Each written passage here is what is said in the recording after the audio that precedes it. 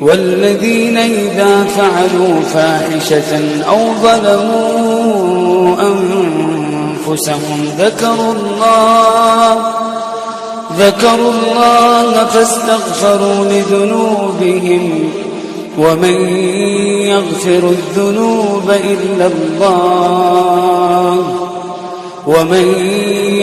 الذنوب إلا الله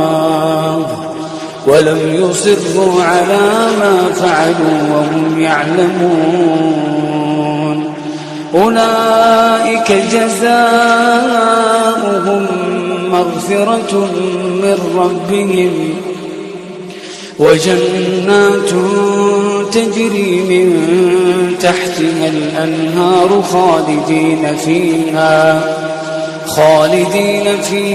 ونعم أجر العاملين